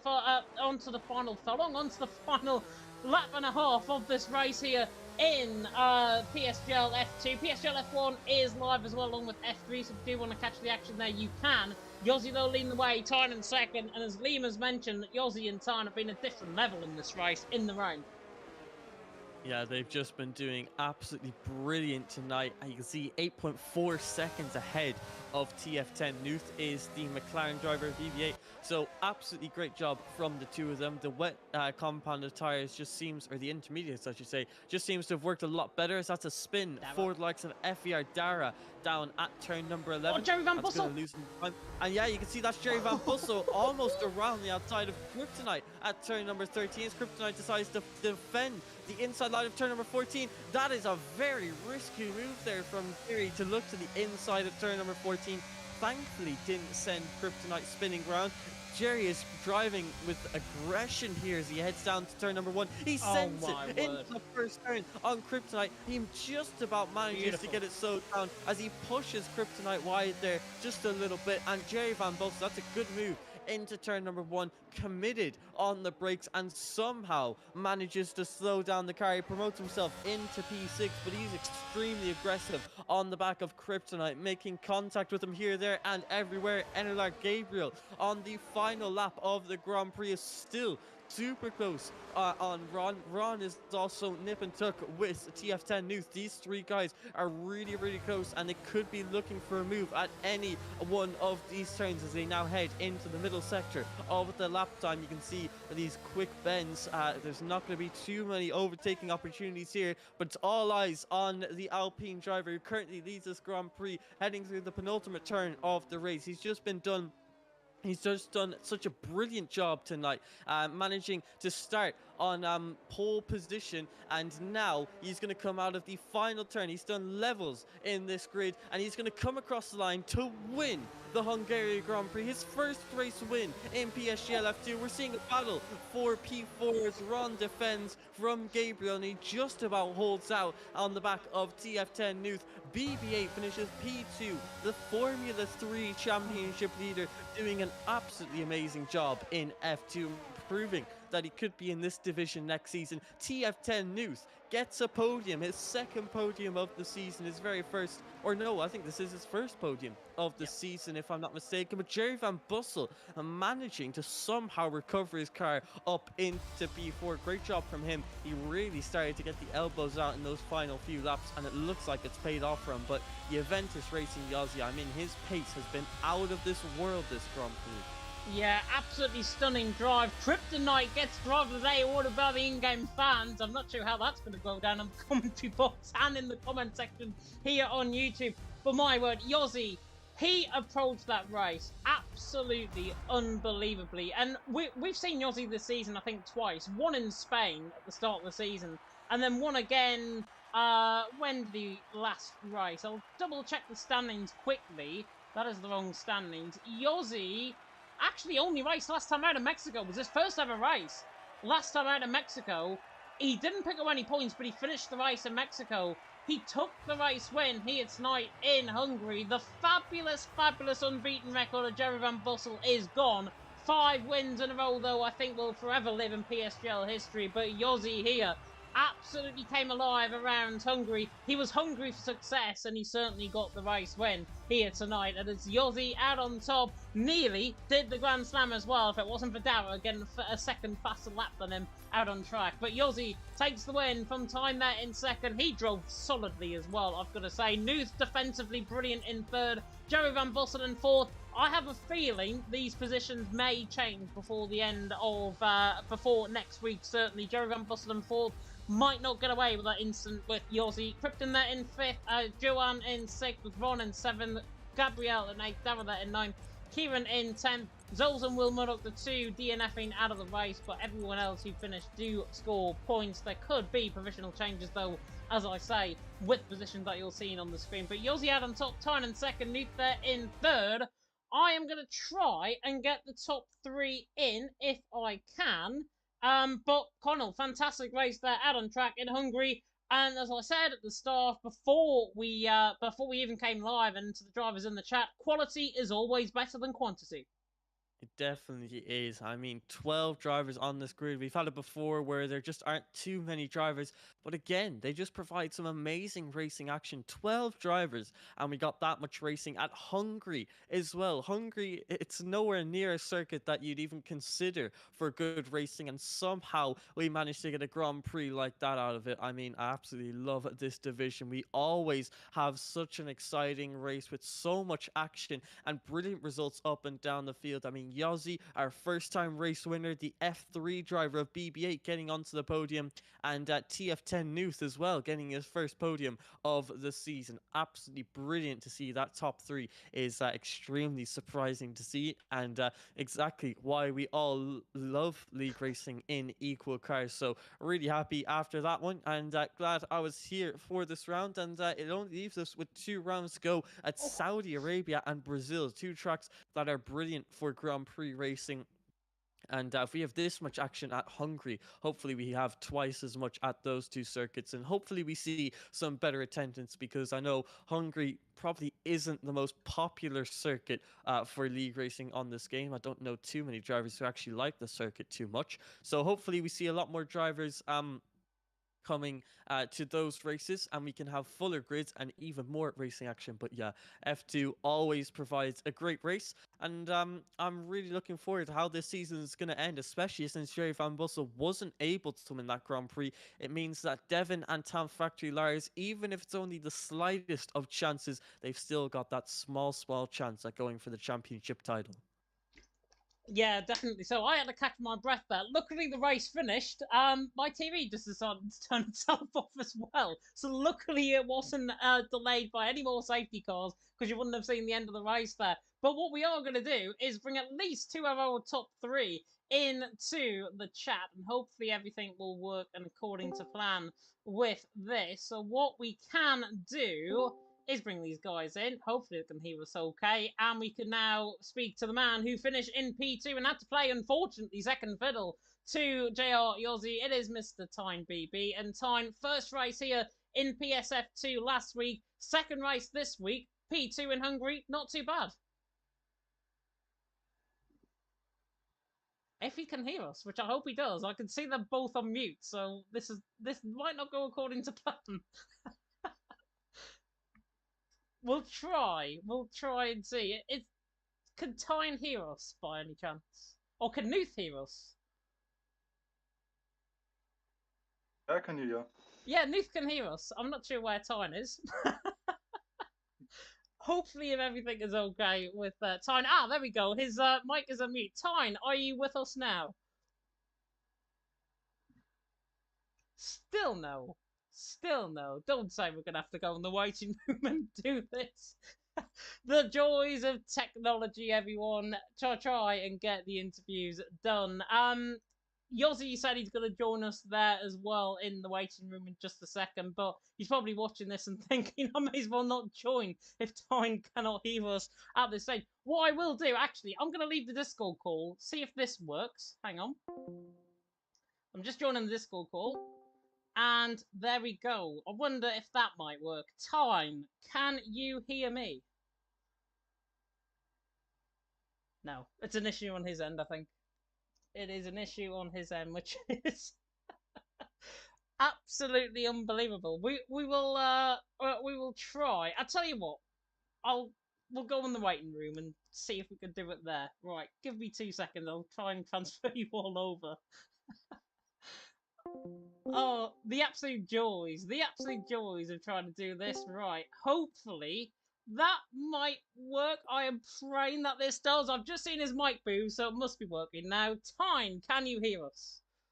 Yes, I can hear you. You can hear us. I don't know what was going on there, to be honest. But congratulations, though, P2. As I was saying there, for my first question, you got promoted from PSF3 last week, did a great job last week. Second here tonight in Hungary. Things are looking up for you. Yeah, Yossi was incredibly fast, so I'm happy with the P2 I got. And it wasn't if I didn't make that strategy call with my engineer, I wouldn't be here in P2. I would have been P6 or something. I don't know. It wasn't the good strategy call in the end, so I'm happy with that. Yeah, it was a stunning strategy call, and from your and Yossi's perspective, I think it was well worked as well. And talk us through that strategy call, because that strategy call in the end got you both 1 and 2. Did you feel like going that lap extra on that set of hard compound tyres would have got you that overcut advantage? No. Interesting. Go on. Yeah, I just don't know what to say anymore. So that's a bit. Yeah, I just don't know what to say. No, honestly, it was an absolute solid drive, and I think from Yossi's perspective as well, he was just far too quick, I think, for you out on track, certainly in the wet conditions. I know Liam was mentioned in the chat as well that Yossi and Tyne are just another level in the rain. You must like the rain then, and you'll be hoping for more wet races this season if you show up like that. Yeah, I like the rain, but yeah, I need to step up my game if I want to compete with Yossi. So I will try that in the next races. Hopefully so, hopefully so. Mr. Connell Moore, any questions? Well, one question I do have. I mean, obviously, last season you were in F5, then you got promoted to F3. Now you're here in Formula 2, getting P2 and onto the podium. I mean, this progress has been absolutely insane. You've been doing just brilliantly so far. So, is F2 maybe the division we could see you in next season on the new Formula 1 game? I hope so. I definitely hope so too. Yeah. Well, let's thank try you. and get into F2. Yeah. Well, I wish you the best of luck, and thank you very much for coming to the interviews. Yeah, and final question from me, Tone, just before you leave as well. Next week, I believe it is Saudi Arabia, if I'm not mistaken. So totally different track, totally more speed based. How do you think you're going to get on around there? Yeah, I don't think I will drive there because I have a school trip, so I unfortunately will miss that race. I like it. I like it. I would prefer to go on the skill trip, to be honest, than drive Saudi Arabia. But I know Saudi Arabia is normally a good track for action out on track. But good luck on that school trip. Congratulations on your P2. Go and enjoy Evening. Yeah, same for you Thank guys. Thanks for commentating. You are very welcome indeed. Hopefully we can get Yozzy in. We will speak to the man though in P3 at this stage. It is TF10 Nuth. And Nuth, it has been a long while since you've been on the podium, my friend. Way too long. Way too long. Oh, when was the last time you were on the podium? Was it last season or the season before? I don't know. I can't remember. I don't know. But it's been Go on. long. It has been too long. It has been way too long. I've been looking forward to this since you put the Ministry of Defence out there for P3 and the final few laps of the race. I was just willing you on, I think, certainly. But congratulations, first of all, on that P3. Talk us through your race because with the changeable conditions, it was not easy out there. Yeah, I was actually pretty happy with where I started. I felt relatively good at the start and was able to just stay with the guys I had, which usually I was a bit struggling with so far in the season. And to be honest, I can't even comprehend really what happened because everything just started to work against me. On the second safety car restart, I just got a random asthma attack, like out of nowhere. I never had that in a race before. So on the second safety car, I had to pause the game and run downstairs to get my spray. And that was also already pretty hectic and everything. And then just my pedals completely stopped working. My brake was constantly like flickering. So,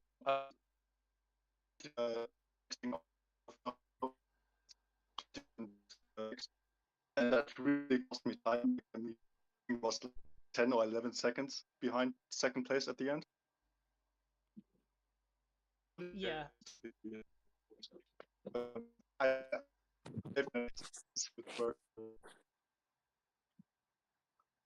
Sorry, Nuth, you're not coming across on my end. I didn't really hear much of that. Oh, It's fine, it's fine. I think Yozzie's just joined the call, which might have caused a little bit of interference. I've just muted him for a brief moment while we do this interview. Talk us through what you were saying there, because as I say, you were talking through, I think, about the strategy, and then it just cut out on my end. So apologies about that.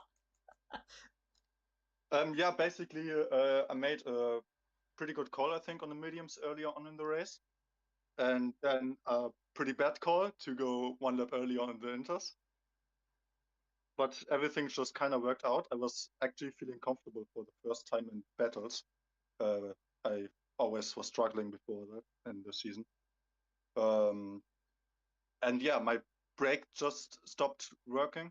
I was always on the brakes, like 20% on every exit. So that's why I lost so much time towards the end. And also my setup was way too low on the wings. So I was really, really struggling on the inters. I don't even know how I managed to stay in P3 because the guys behind me were obviously way faster than I was. But I just thought to myself, if I can't get this podium, then just, yeah, I have to get it. There was no other thought in my mind. I just had to get it, and somehow I managed to get it. And I'm just so happy to be on the podium again.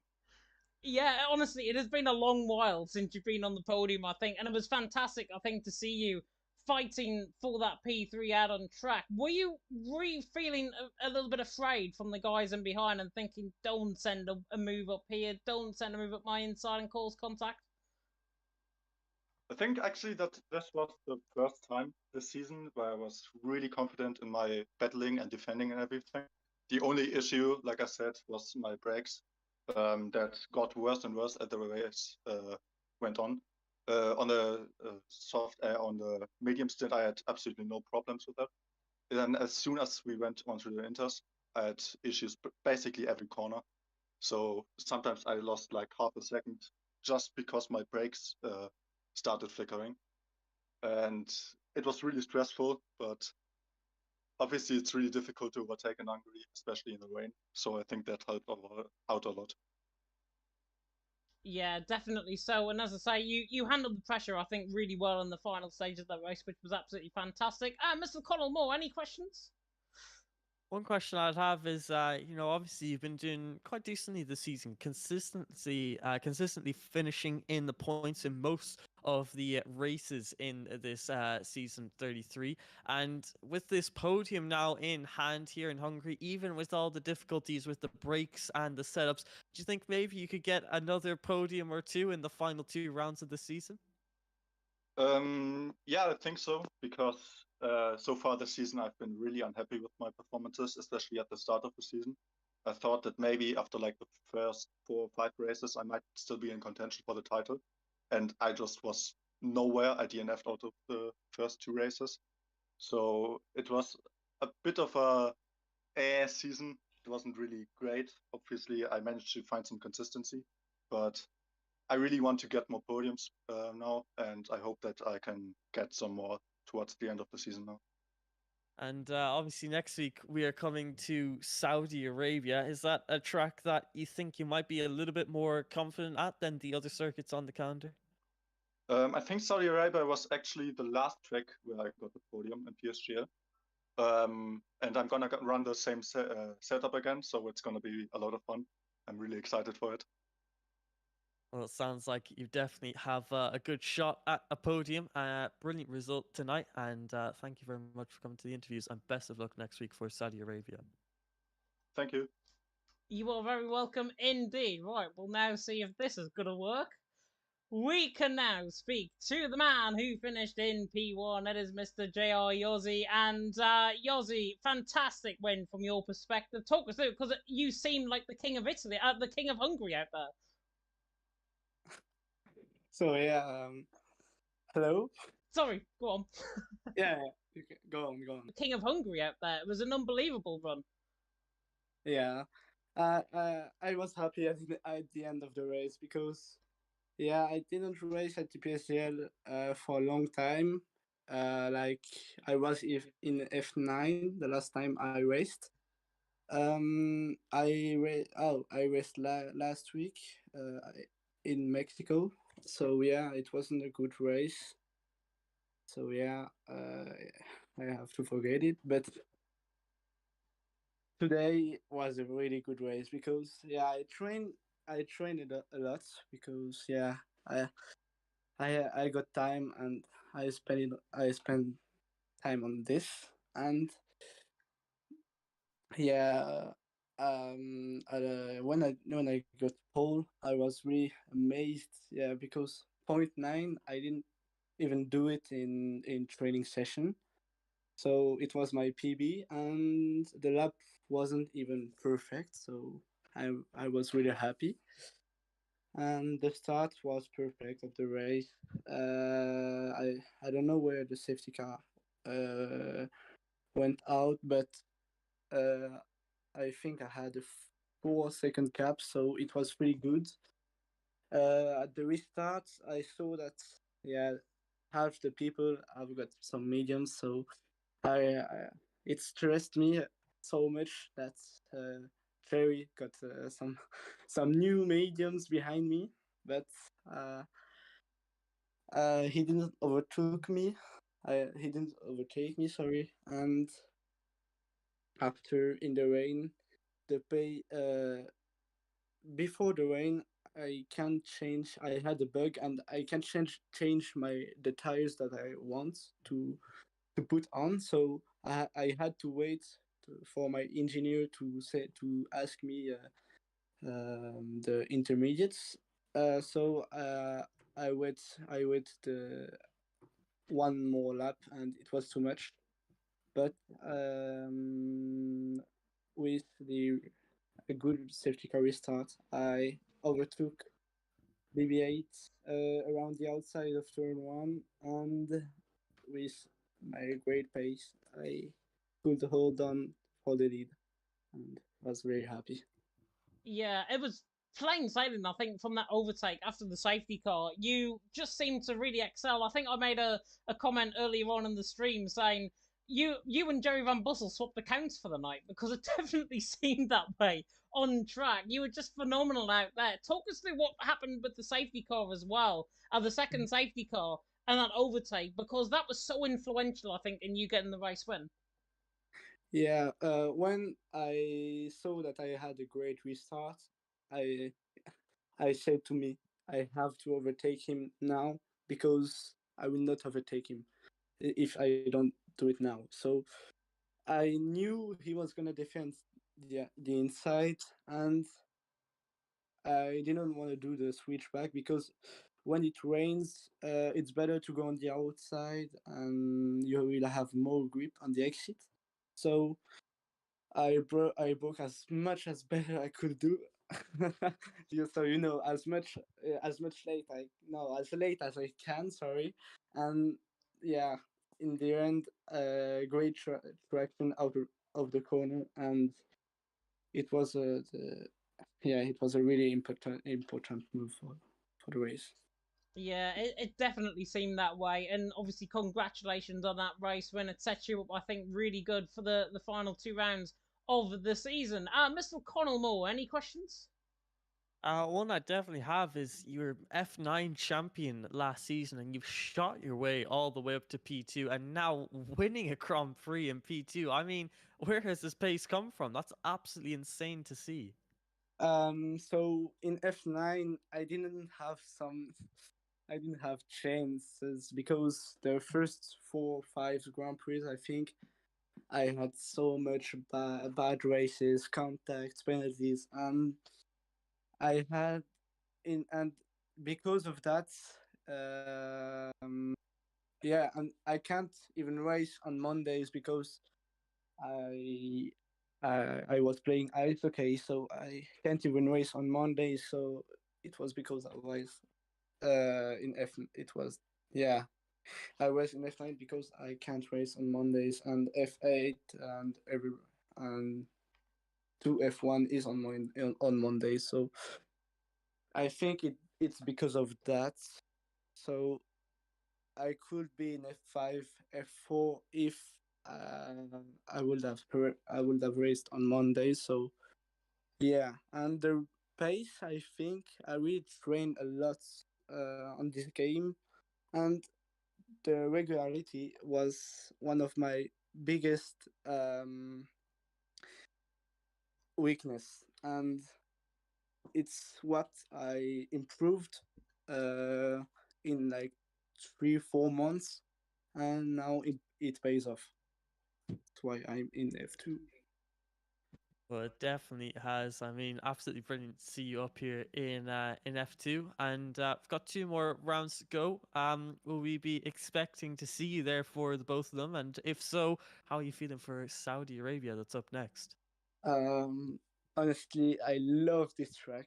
Um, I will be training not as much as Hungary because I've got not much time, but I'm really looking forward to it, and I will give it everything. That's absolutely brilliant, and what we love to hear. Thank you so much for taking the time to do this interview. Congratulations on your debut F2 win, and or your maiden F2 win, and yeah, good luck to you for the final 2 rounds of this season. Thanks.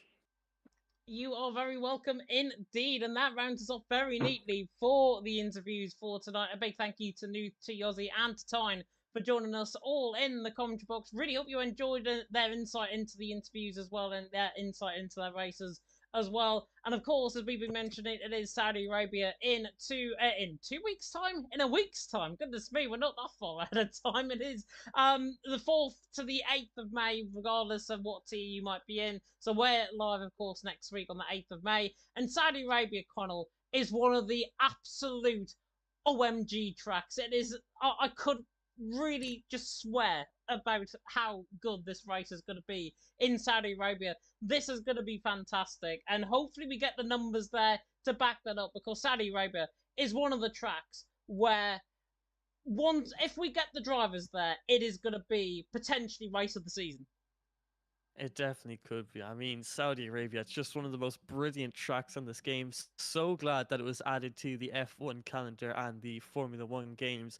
I mean, personally, as a league racer, I love racing on the circuit. The flow of it is amazing. So many overtaking opportunities. The strategy is always comes into play. Safety cars are a big thing. And even if it is in the desert, you see rain a lot more often than you would at places like Bahrain and Abu Dhabi. So really, Saudi Arabia is probably the perfect and the best circuit on the calendar. So really looking forward to that. Hopefully, if we have good numbers, I mean, that definitely could be the race of the season, and maybe even one of the best races of all time in PSGL with this grid that we have on our hands. So I'm really looking forward to that. And then we end off the season with Brazil, which is another fantastic circuit. So I'm really looking forward to these final 2 rounds, and looking forward to see if Jerry Van Bussel, can he win this championship. So far it's looking quite likely, but who knows, maybe Devin and Lars can put up a fight in the final 2 rounds. Yeah, I'm just going to predict it now. Jerry Van Bussel's winning that championship next week. You will be earmarked to this date at this very exact time of 8:42 p.m. UK time. Jerry Van Bussel will win the championship next week. And if he doesn't, and it goes down to the final race of the season, then I will let unbiasedness win out after all. But Jerry has done a fantastic job, as is every single driver, of course, here in PSGL F2 this season. I really hope you have enjoyed the stream. You will see me on a blank screen at this stage, but there I am, back in the darkness. You can see the British cushion in the background. That is for the coronation this week, so I have to try and get that in the background. But thank you so much for tuning in. F1, by the way, there's just been a safety car actually out on track. Harry had a collision coming out of turn number 3, I believe, with, I think it was Jeroen or Stefano, one of the two. That is live right now. You're going to be redirected straight there after we end this live stream, of course, after you see and hear from our sponsors, of course, and, of course, we end off our stream. But that safety car is going to get back underway very soon indeed. That is coming in right now, so we're going to end off the stream here. Thank you so much for watching, and until next time, goodbye.